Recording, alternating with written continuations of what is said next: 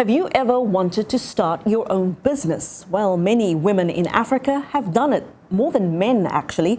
According to the World Bank, Sub-Saharan Africa has the highest rate of female entrepreneurship. Ghana is producing more women business owners than any other country in the world. Look at this. This is the 2019 MasterCard Index of Women Entrepreneurs. It shows 46% of businesses in Ghana owned by women. Uganda comes in third overall. Now, it all sounds like great news, but these studies also reveal something else, that African women often struggle to grow their businesses, many living on the edge day to day with no financial safety net, no access to loans, no training. So what can be done to fix the problem and help put Africa's women entrepreneurs on the path to growth and success? And that is our focus this week. Welcome to Our Voices. I'm Haiti Adams Fitzpatrick. Hello, I'm Mayan Bior.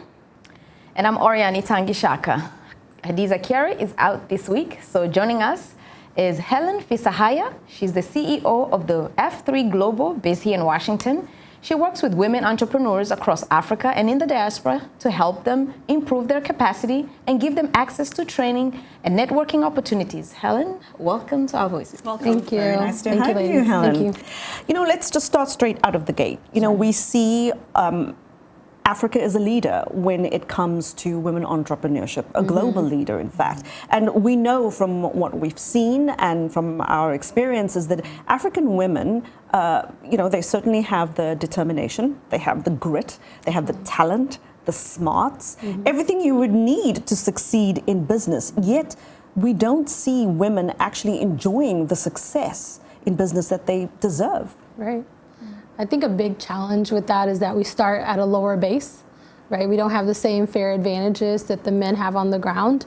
We don't have the same access to different assets that we can leverage for credit or for funding. We don't have even the same belief that we could do as much.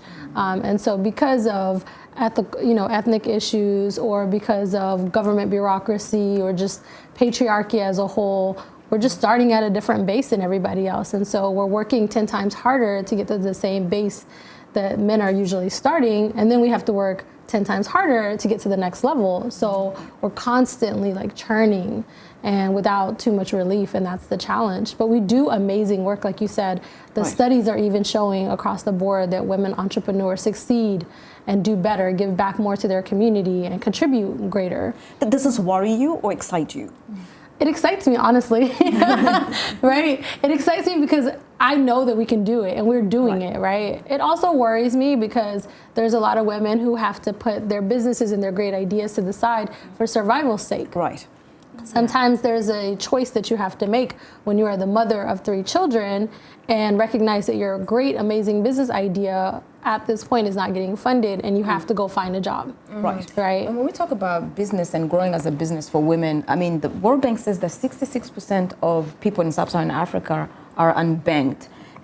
But we know that there are many ways of moving money on the continent in terms of business. We have M-Pesa system, mobile apps, and in Kenya and many other places. But how can women shift from the informal economy to the formal economy, like, where money can move in the marketplace and end up in banking system to be able to even have credibility in terms of accessing loans and things like that? Is banking even something that they should consider as beneficial to them since the market's saying that they don't? I think the first challenge is that the question should really be like, why should they shift from the informal to the formal?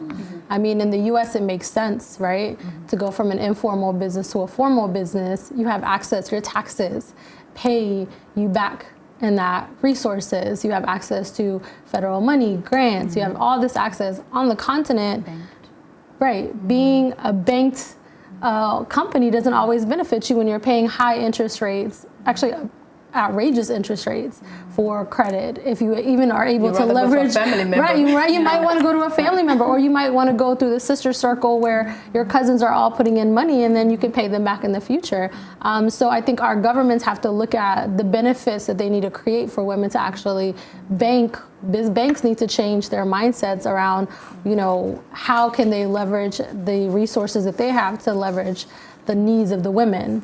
Well, Helen, I want to come back to something that you just said, and that's that female entrepreneurs invest more. And there is research to back this up. We know that women tend to reinvest 90% of their income back into their economies, whereas men only invest about 35%. So investing as women is good for business, it's good for local economies, but we know that there are barriers.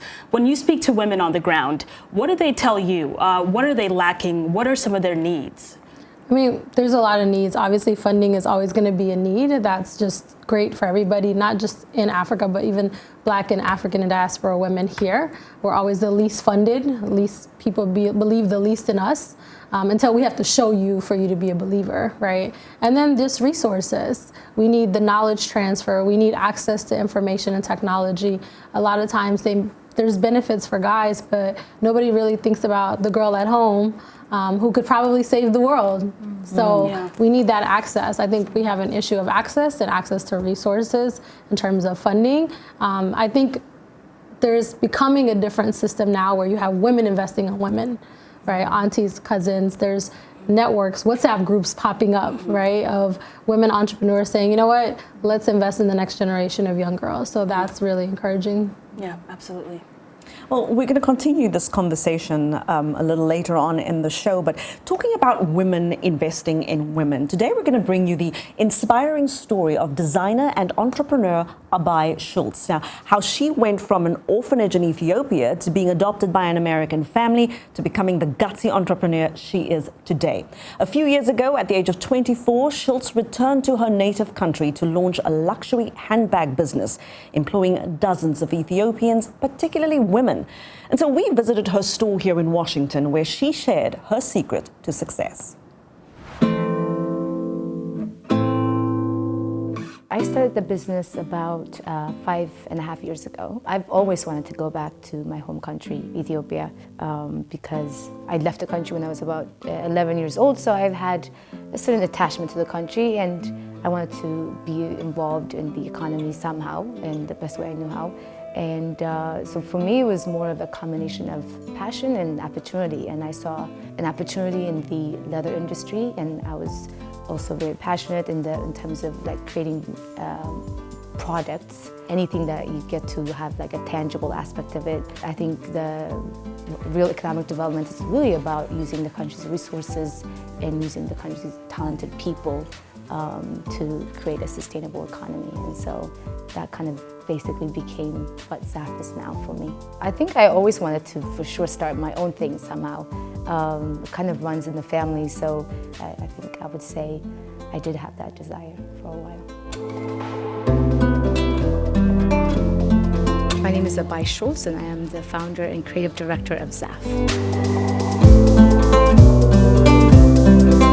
What my dream and my vision for Zaf is really to create a premium African lifestyle brand. I got connected to Aby during my time in Addis Ababa. Foremost, what attracted me was the design aesthetic. It's really well-made products.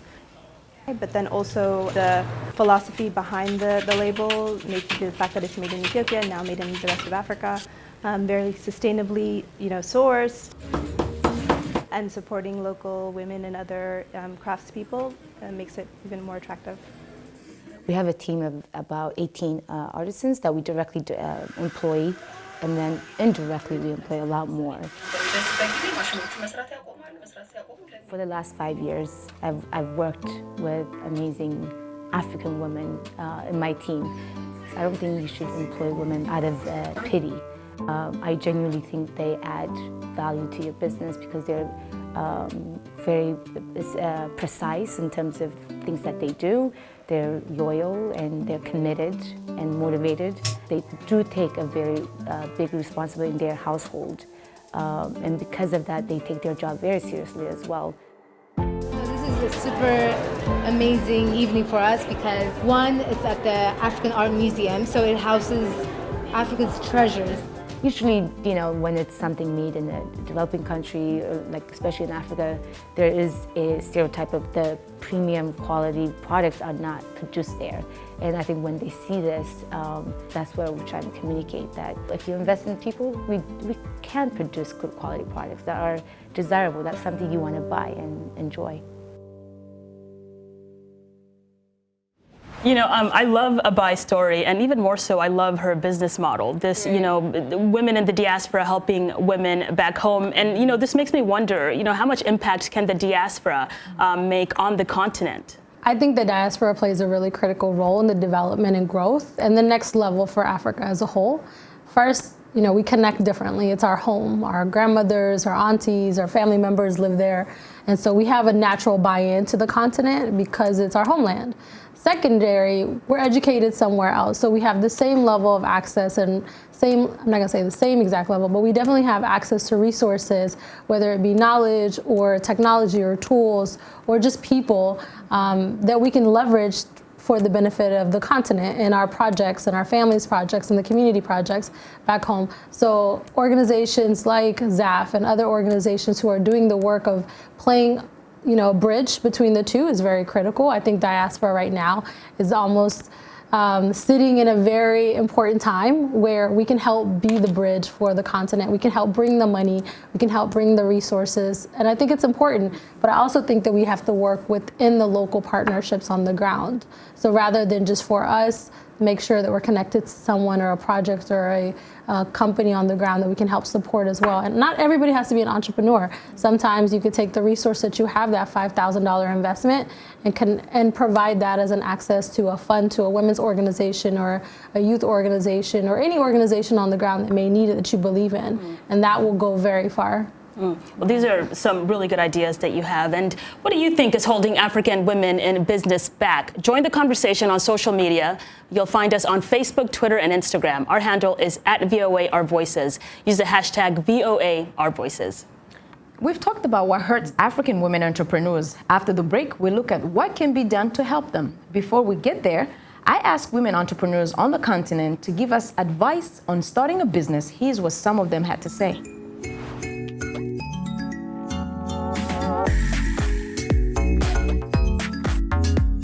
Women entrepreneurs in my community mostly need capital.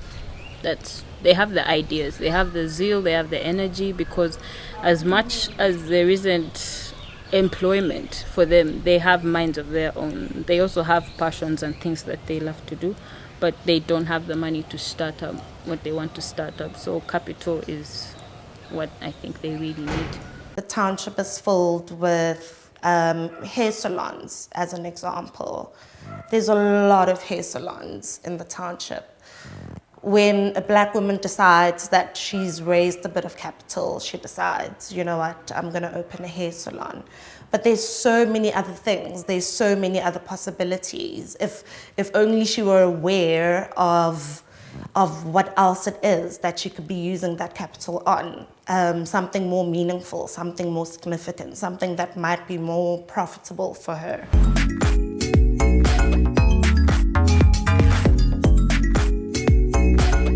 On Our Voices, we're talking about the news and issues you're talking about. Sharing stories of development and growth across Africa, Around the world and in our lives. Topics that inform, empower, and change the rules. It's time for Our Voices. with me, Haiti Adams Fitzpatrick. And Hadiza Kiari. And Ayan Bior. And Orion Itangi Shaka. Join us on Facebook at VOA Our Voices. It's time for Our Voices.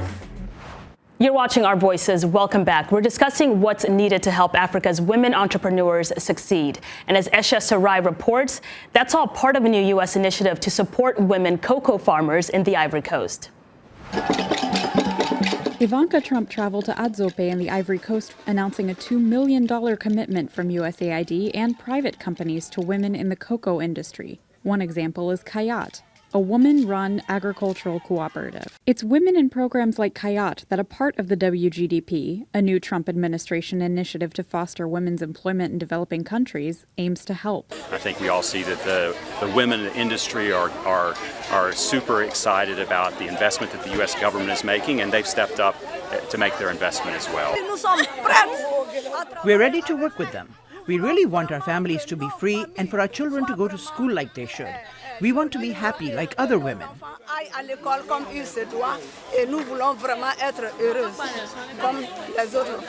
More women than men aspire to be entrepreneurs across the African continent, according to the World Bank. They face barriers, including lack of access to capital and often an inability to own land. As women, we feared to go to take loans, which for a long time we know that has been available. But the fear of the consequences, what if the business fails, has been one of the reasons why we will be more tread carefully. Trump also visited the WeFi, the Women's Entrepreneurs Finance Initiative Summit. Founding groups, including the African Development Bank, welcomed Ivanka and members of U.S. Congress. Societies that empower women to succeed are more peaceful and more prosperous. And this is evident in all the research that we see. It's definitely helping to attract a lot of attention and increase the visibility on the issues we all really care about, which is really women's access to finance, women entrepreneurship, how to ensure that women fully participate in private sector growth and realize their potential. Many entrepreneurs say increased support will help them succeed. I believe that there is a strong, a will to help women in their own businesses. I believe that this is the most important thing. We need to focus on that. Regardless of how much money or where it's coming from, some Ivory Coast women left feeling inspired about the future of African businesswomen. Isha Sarai, VOA News, Abidjan. You know, we've seen a lot of these government-funded initiatives spring up, and they really do help with the cost of running businesses, of starting businesses, and so they're a lifeline for a lot of women on the continent. And just looking at the story, we know that the U.S. government is going to give $2 million for women in the Ivory Coast in the cocoa industry, but I wonder, is this $2 million enough? Is it even going to make a dent, knowing how many women are on the ground in the Ivory Coast alone? It doesn't sound like a lot. No, I think it definitely depends on how much of it gets to the women, right? Okay. So between leaving the U.S., I'm sure there's going to be some government organization or some sort of U.S. contractor that's going to have to implement that. Yeah. So I guess my concern is transparency. How much of that money actually goes to the women? How much of it goes to educating and empowering them to actually know more about their sector? And then how much of it is directly inputted into their businesses. And I always wonder about the time frame, because I know that it takes time for any money to get to the women on the ground in the first place. Definitely. Well, you know, when we're talking about supporting women, I'm just wondering here about the missing middle. You know, without it, we see a lot of what's already happening on the continent, a lot of these subsistence enterprises, and then a gap, and then a few large corporations. I'd like to see more women-owned businesses that go just beyond feeding families and communities, where women actually have businesses that can survive multiple generations, that can employ people, because that's how you build a middle class. But my question to you, how do we move women away from the sort of subsistence enterprise where women have no safety nets, no savings, no bank accounts, no permits, no economic resilience? If anything goes wrong, she's wiped out. I mean, the reality is the government has a role to play, private sector has a role to play, and women are playing their role already for the most part. We need a stronger ecosystem, right? The reason places like New Zealand and Canada and Sweden do really well around women entrepreneurs is because they've built strong financial institutions that support them, that make them a priority. They have strong local institutions and ecosystems that provide the resources and access to information as well as funding for them. And overall, there is this conversation about women being a priority, and we need to do that on the continent. So it's not a one situation where you're going to solve all the problems. It takes multiple layers of people and organizations, both small and large, playing the role. And government has to help lead that. We can't always wait on the UN and the World Bank and everybody else to solve the women's problem. Each country has to make women a priority and has to create policies, not just on paper, but in reality, on the ground to support their needs. So we know that there's an American business model and there's also a European business model. Is there any pressure to kind of replicate that on the continent? And is there an African model? I think we need to define what the African model is. I think it's not a great idea to take on the American and the European models because they have infrastructure that supports them. So I think we as a continent and individualized countries need to define what that looks like for us and what works, what doesn't work. Take the good, leave the bad, and move on with our lives. That's true. And when you're talking about the middle class, I'm thinking about the middle class that actually have, some money that can start somewhere. And I'm thinking about the different platforms where they can make the money. I'm thinking about the internet. Here in the US, you have young people, women, men, they're making a lot of money on the internet. You have YouTube, where you can actually go and upload your videos. Women are teaching each other how to cook on YouTube, and they're making the money there. Do you think that the internet is something that they're tapping into on the continent? Are they seeing that as something they can leverage from? I think they're definitely tapping into it. I mean, I guess the reality is how much are they tapping into it and how can they sustain it? I mean, we have a different kind of problem on the continent. We don't have the infrastructure in most cases. We don't have consistent internet every single time. Right. So in some cities like Lagos, you may find stronger, better internet. In other cities, you may not find internet at all. And so that infrastructure becomes a barrier to being able to tap into those resources and become a YouTube star. Right. There's a lot of individuals actually doing it, and they're doing it really well. Right. But there are more who could do it and who could get on, but they're limited by certain barriers, right? Structures. Yeah. But what do you think is the role of venture capitalists on the continent? I mean, we know that just last year, African startups raised over $725 million, which represents a 300% increase from the previous year. I mean, and we also know that funding is such a huge issue. Do you think that venture capitalists can play a role in helping women, start their own businesses? I think they can, but the problem is venture capitalists tend to be in infrastructure, and so they're investing at high levels that governments can guarantee. They're not always at the level that women are at, right? Some of us don't need $100 million. We may need 1 million, right? But it took us a lot to get to that 1 million. I always look at it like this. A woman or an organization that's making $1 million in revenue in Africa is probably, if you put them in the US, a $50 million company, right? Because they had to build their own infrastructure to get to that million. So I think venture capitalists need to take a look at the continent and be more practical about the barriers first, and actually look at what the return is, and not just from an ROI dollar-wise, but even impact. I'm not saying become an impact investor, but at the end of the day, we've seen countries like Ghana. We were talking about Ghana being other countries that you see that comes out as enabling women entrepreneurs that really on the stand continent. Yeah, I mean, I think each country. So I look at Ethiopia and Dr. Aby, and he's a leader who everybody respects, who's saying women are a priority. He's putting them in different cabinet, and it starts there, right? If your leadership believes in women, it makes it easier to trickle down, and it makes it easier for the women on the ground. Then you look at places like Ivory Coast, who are basically really redefining their economy, and by proxy, women get benefits from that. Then you look at Ghana, who, like you said, through that MasterCard index, even during a slow recession, women were doing better. Then you have places like Nigeria, where women are like at the forefront and really doing great things. There's still room for growth, but you're seeing more and more women use social media. You're seeing more women diaspora invest back home. We've got to stop this conversation here. I mean, it's fascinating. We definitely would like to have you back, and thank you very much for your insights. Still ahead here on Our Voices, how a group of about 12 women plans to take on and take over the business world in Guinea-Bissau. Our Women to Watch segment is next. We'll be back in a moment.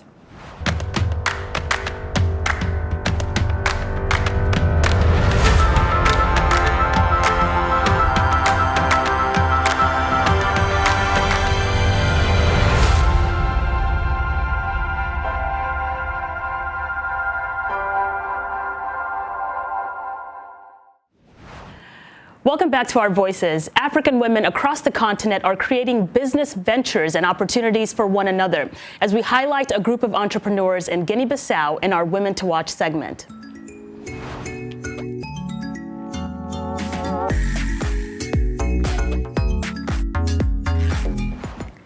Launching your own business often starts with a good idea and a leap of faith. This week, we're watching a group of female entrepreneurs in Guinea-Bissau who did just that. They banded together to learn more about the business of business and supporting each other as entrepreneurs. 1 year in, their efforts appears to be paying off. Ricky Sharyak reports. From street vendors to women who own their own shops, Adele Gomes likes to encourage young female entrepreneurs in Guinea-Bissau. Gomes is president of the Young Women Entrepreneurs Group in Bissau, the capital.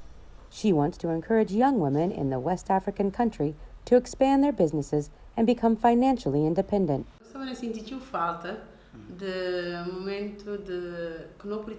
We created this association because we felt weak, so we wanted to gather together and everyone can bring their ideas together. They are a small group of about 12 women who own a variety of businesses, from clothing design to event planning. December marks the group's one-year anniversary. The group organizes an annual exposition in Bissau to showcase their products. They also cross-promote each other's brands on social media. My business has improved, and not just mine. People are more motivated to participate because the people participating are seeing improvements in their business.